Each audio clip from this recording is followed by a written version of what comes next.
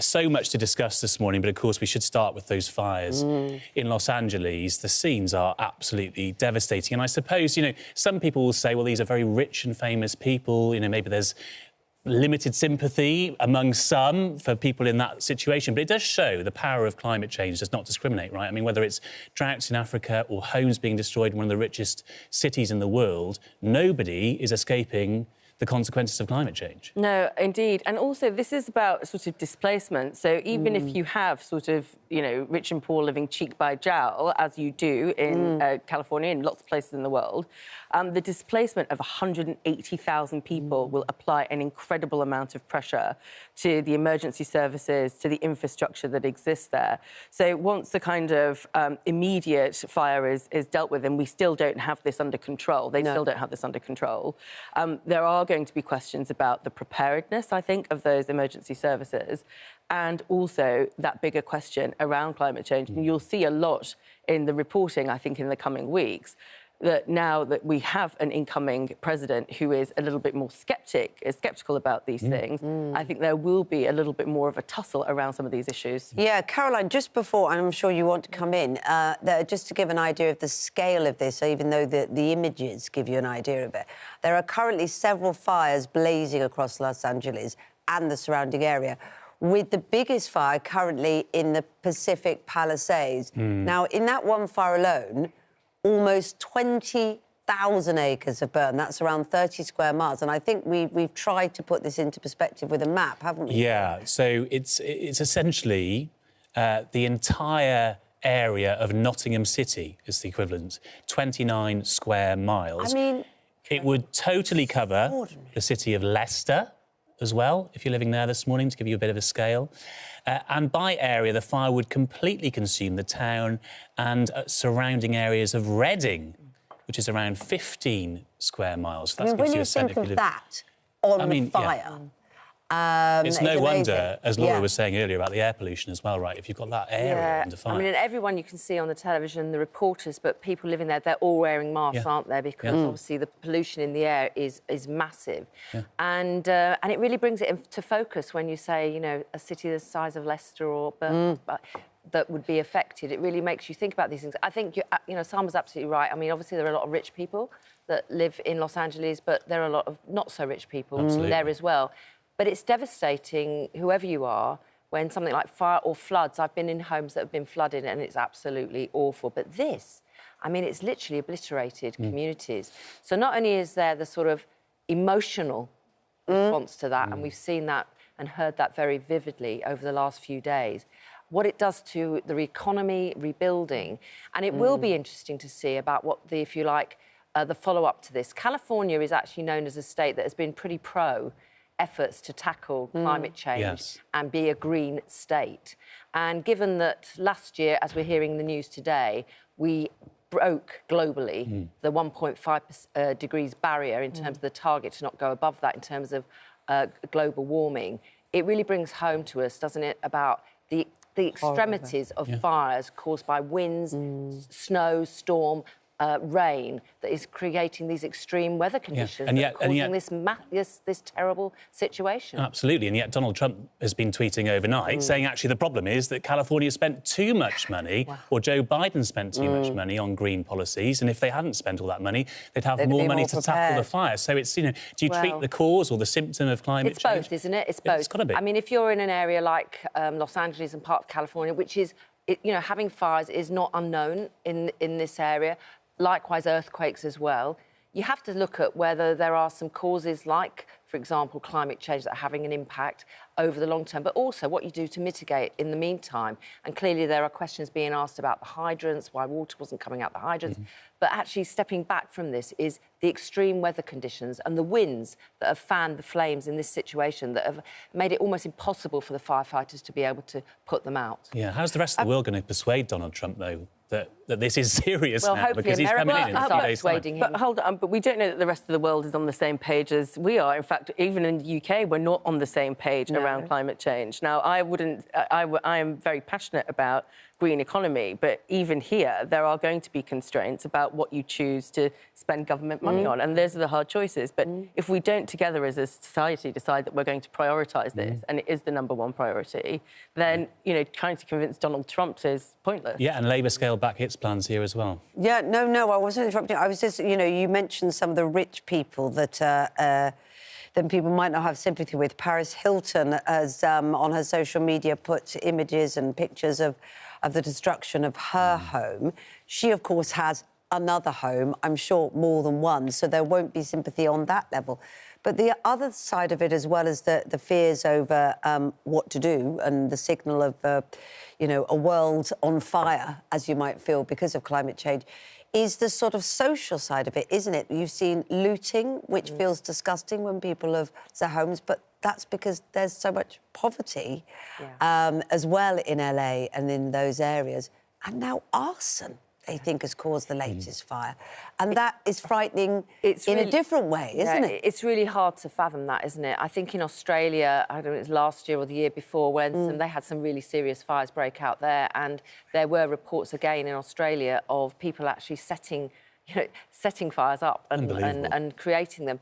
I mean, there clearly is, unfortunately, something in these terrible situations where people, for lots of different reasons, some may be understanding that they are poor, but some you just cannot accept in terms of looting, but also setting fires in an area that is aflame. I wonder what I guess it feels like some kind of breakdown on an apocalyptic scale, doesn't it? It feels like the world's on fire.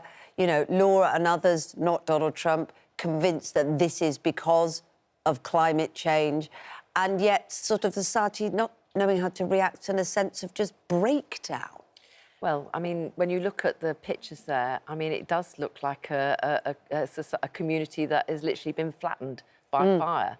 And, you know, where are people living? We're seeing these pictures. Where are all the people that were in those homes? Where are they at the moment? Where are they living? All the businesses that have gone as a result of this.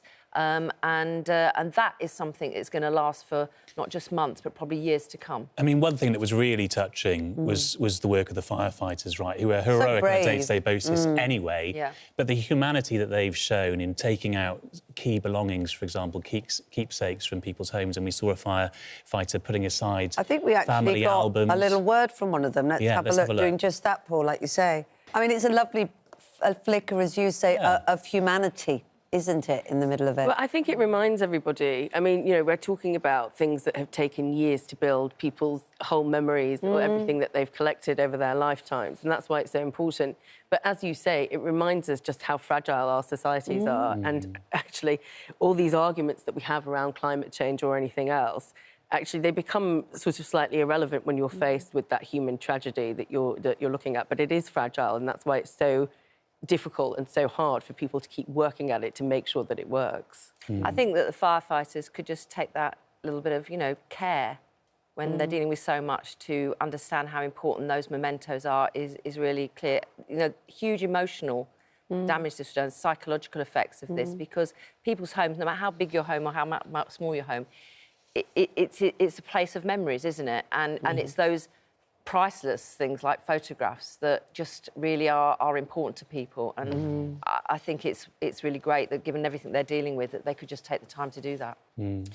Should we talk about the other big story, which fortunately won't necessarily lift people's spirits, on the front page of the papers today? Another disaster, some might say. Another disaster, might say. The economy, markets, Daily Mail, UK faces crisis like the 1970s, Rachel Reeves warned. The Times, Rattle Reeves searches for new ideas on growth. I've been shocked, and this might sound like a girly thing, but I was actually shocked to see how exhausted Rachel Reeves looks. She looks like she has been through the mill. Is that a sign of panic in a way and real trouble, Caroline? I wouldn't say it's a sign of panic. I think it's just a hard, tough job in government, whoever's in. And actually, I often say that actually politicians look better when they come out of it. So I hope people are maybe thinking that. I don't know about me, but I mean, it's a tough job. You always look great. That's true. But she just looks like somebody who thinks, oh my God, I knew this was going to be big, but whew. Yeah. Is it overwhelming? I wouldn't say it's overwhelming, but I think it is tough, and some of the impacts and fallout, if you like, from the budget probably wasn't what she wanted to see happening.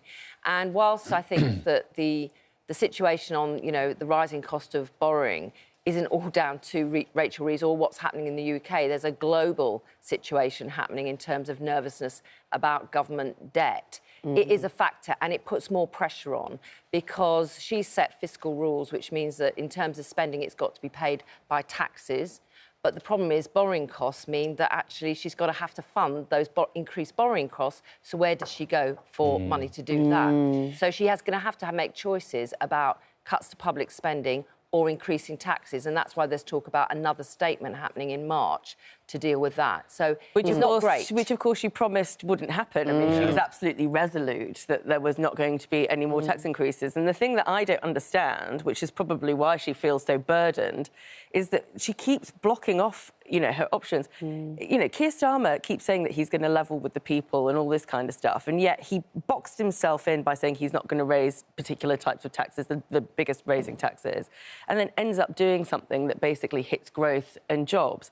So I think there's going to have to be a bit of a reckoning, I'm afraid, about what they said in the manifesto and what is the reality of what they're going to have to do. And now there's this extraordinary row that Liz Truss has waded into, saying, actually, if you cut taxes like I did, we wouldn't be in this position. And she's saying you should stop saying that it was me who crashed the economy. And taking out legal action. And taking out legal action against Keir Starmer, saying you've got to stop saying this. Now, Labour weren't particularly generous when it came to Liz Truss and the claims around her. Liz Truss's party weren't very generous. I don't think anybody's that generous. Yeah, I don't think there's a crew of people signing up to say we think she's the greatest economist in the world. No, there aren't many people shedding a tear for Liz Truss's career. But nevertheless, if she was responsible for the crash after her mini-budget, is Labour now responsible, Caroline, for the crash of sorts that we're seeing after Rachel Reeves' budget? Yeah, well, she did Liz Trump, excuse me. Everybody keeps saying I mean, they are getting closer and closer together, the pair, but not quite merged yet.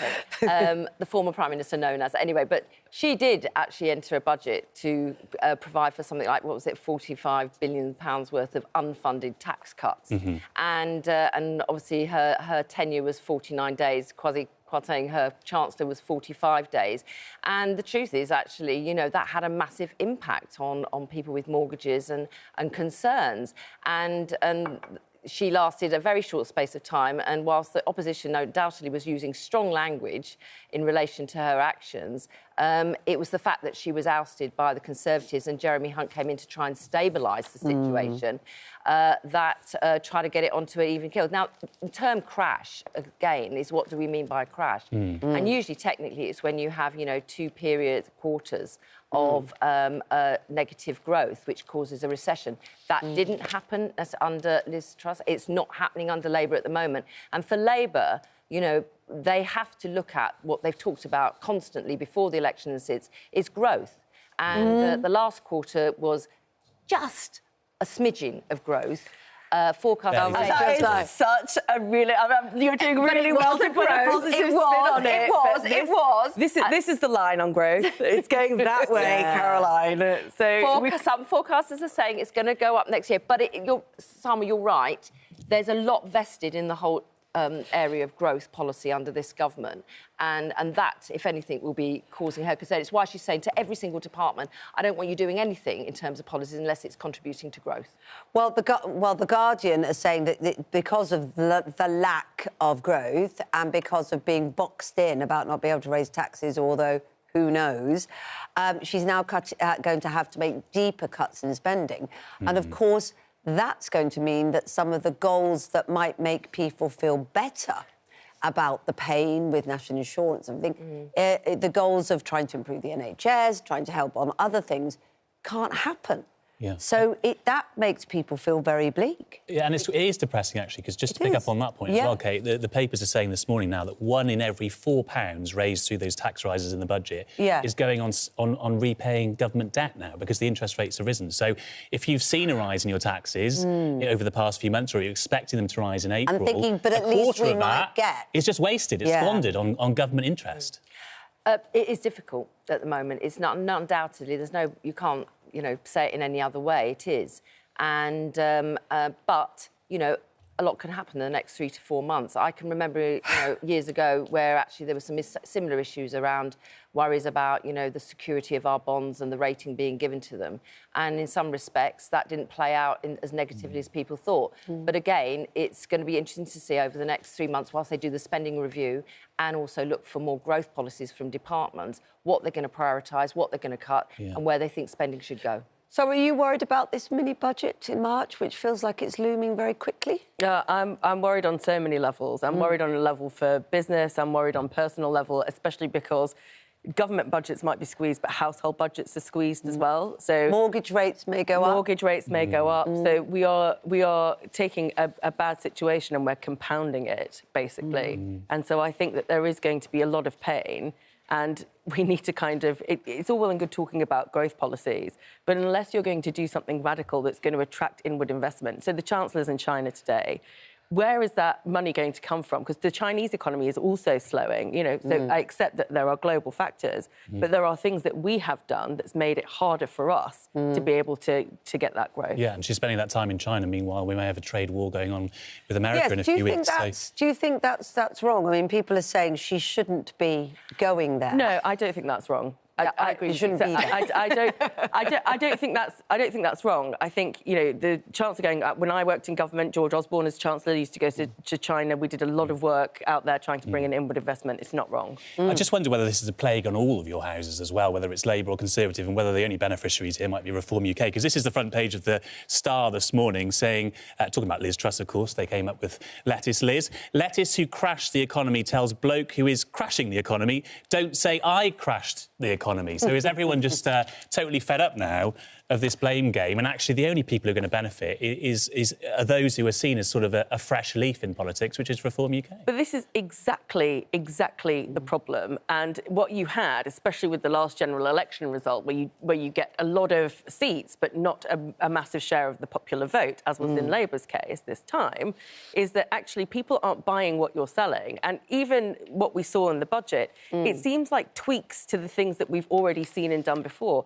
So is there an opportunity to do something more radical, to be able to stem that argument that actually you're all just in it for yourselves, you don't really understand what's happening down here on the ground for people, and you're just tinkering at the edges without really understanding how we're going to change the structure of our economy? Well, we had 14 years of various prime ministers under Conservative administrations, part of that obviously with the Liberals in tow as well, and there's no doubt that Labour inherited not a great situation regarding the economy. So, look, it is tough at the moment, but they've got another 4 years. Let's see. Yeah, but it's about, you can't make a bad situation worse, which is what's just happened. It's kind of like, I thought, we can see incremental improvements, but it's the bad situation that's been made worse. And I've got to say, 14 years, at the 2015 election, the economy was growing and we were coming out of that period of the financial crash. So we've had massive economic shocks over and over again. The cost of living went on throughout from 2010 to 2015, and stagnation of wages for people across different sectors as well. So, but government doesn't set people's salaries. But they create an environment in which actually the jobs are there and good jobs are paying well, investments going in, and therefore you can, Well, we were supposed to have that confidence, but where is it? Because the markets, businesses don't have confidence in Rachel Reeves at the moment, and that was the one thing she was supposed to bring to the table. Well, I think, clearly there are some businesses who have basically found taking the national insurance rise for employers hard. But there are others I've heard who say something different. The tourist industry, there was some, over Christmas, some of the estate agents and others were saying actually things are, they're not saying everything's great, but actually things aren't as bad. So there are different voices in that sector, and we're going to have to see. And as I say, it looks like there's going to be a statement in March. There'll be a lot of work done between now and then. Yeah, and the retail figures were better yesterday as well, they were. From some of the big Yesterday in Washington, we saw US presidents still with us saying goodbye to Jimmy Carter. obviously a sad day, but also a celebration of his life. Some extraordinary images of who sat next to who shook hands with who. Donald Trump and Obama actually looked to be having a good conversation, but he didn't acknowledge Kamala Harris. And she didn't acknowledge him She either. didn't acknowledge him either. She couldn't look more tense there, actually, I don't think, Kamala Harris. No. So moments like that, when you see people gather in that way, are extraordinary, aren't they? Yeah, they are, and it was. I'm presuming they all had names on seats. Yeah. Full to You'd sit imagine where. so. Just say, I want to sit next to Barack Obama or something like this, you know. But it was quite telling how actually, sort of in quite an informal way, presumably before the funeral proper started, Barack Obama and Donald Trump were chatting away there. Everyone else was very steely-faced about the whole thing, looking across them. But I sort of remember a time as well when Nelson Mandela's funeral. When David Cameron and the former Danish Prime Minister were having a chat and taking selfies at it as well. And so you sort of see these very sombre occasions, and it's just quite weird. I suppose in some ways, you know, as I say, before the formal proceedings start, there's this little informal moment where it's almost like the mask is taken off from what they do as combatants in the public arena. Don't you think it's just like, you know, if you're going to a family event almost, because you know that everybody's interconnected, and you know that kind of like there'll be gossip about, you know, who's sat next to and what have they said to each other, and everyone's going to be talking about it afterwards. It's basically that. And that's the thing about big national events like this, the passing of a president, or royal events here, is that actually it's a bit of a mirror to what we have and that relatability of what we've got as kind of like families and things. Who was doing the lip reading? That's what you need to know. I didn't understand what they said that People Donald have Trump tried. had said. It People wasn't have clear, tried, was no, it? it's not very clear. We've got to do better.